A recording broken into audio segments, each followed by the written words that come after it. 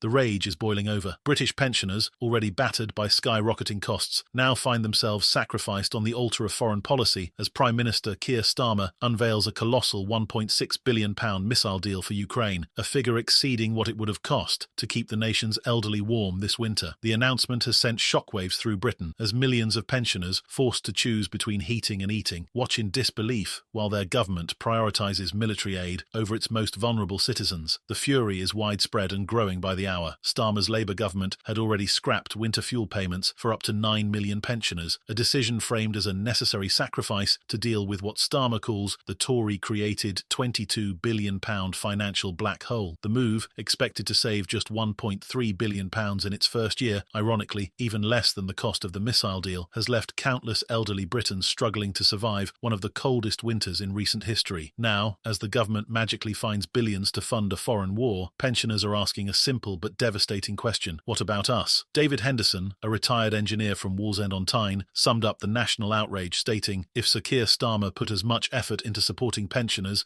as he is putting into Ukraine, then we might actually get this country back on track. Wake up and smell the coffee before it's too late." His words resonate with countless Britons who feel betrayed by a government that claims to be for the people but is instead funneling resources abroad. Stevie McCann was even more scathing. "Prime Minister Starmer has no problem finding money for war, but he couldn't find money to protect our pensioners. Maybe someday we will actually have control of our own purse strings and invest in the things that matter to people here." For many, this latest betrayal has only cemented the belief that Labour no longer represents ordinary Britons. Alison McRae, a waspy woman who fought against pension injustices for years, was left devastated but unsurprised. "So much for being the supposed party of the people. As a pensioner and a waspie, I am deeply disappointed but not surprised Labour has done nothing of any value to help UK citizens." The fury doesn't end there. Corinne Cussons, another pensioner feeling abandoned by her government, added, "British taxpayers should be the first to benefit from all the tax we pay. We are just being treated like cash machines by this government. The contrast between what was denied to pensioners and what was given to Ukraine is simply too much for many to stomach." The £1.6 billion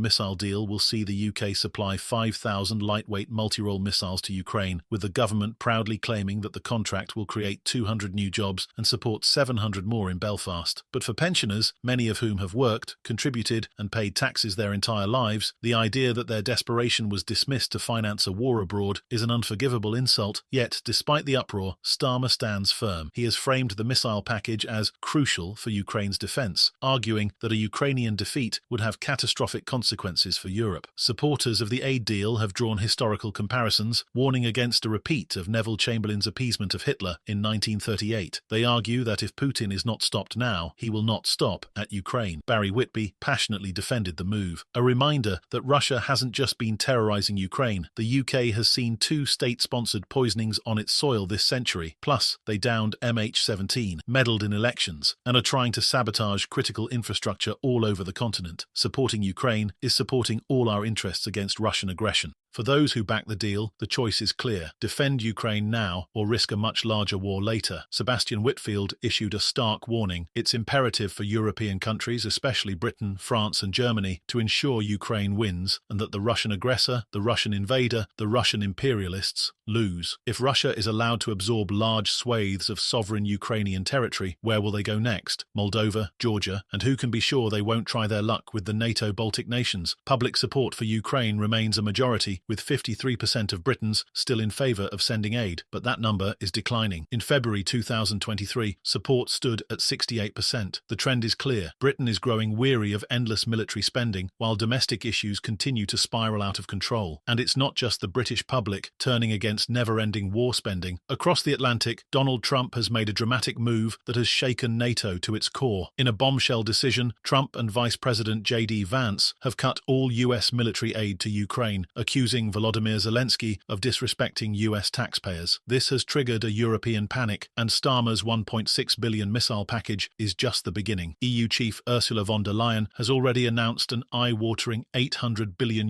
Rearm Europe package in response to Trump's withdrawal. The message is clear: Europe is now footing the bill. As this crisis unfolds, another seismic political shift is underway in Britain. The latest YouGov poll has Labour at just 26%, barely clinging to the lead, with Reform UK breathing down its neck at 25%. The Tories have collapsed to 21%, while the Lib Dems sit at 14%. In a shocking projection, Labour is now set to lose 187 seats, while Reform is on track to become the second largest party in Parliament with 175 seats. This sudden surge in support for Reform UK is directly linked to the Ukraine aid backlash. Nigel Farage has wasted no time in hammering Labour's decision to prioritise foreign wars over struggling Britons, declaring on GB News, "Why is it that every time Britain is in crisis, our government finds billions for a war abroad, but tells its own people there's no money to help them?" Starmer is also facing a revolt within his own party. His decision to slash foreign aid to fund defence spending has triggered an internal Labour rebellion, with backbench MPs circulating a letter demanding the cuts be reversed. They argue that instead of cutting aid, the government should tax Britain's billionaires. Annalise Dodds, once a key ally, dramatically resigned in protest, accusing Starmer of following Trump's lead in slashing global humanitarian aid. Diane Abbott called the decision shameful, and ex-Shadow Defence Secretary Clive Lewis ominously warned that Dodds's resignation was just the beginning. The financial questions are mounting. Even with foreign aid slashed to the bone, analysts warn that the government will likely need tax hikes to sustain its massive defence spending promises. The Institute for Fiscal Studies has suggested that Starmer's plan to boost defence spending by £13.4 billion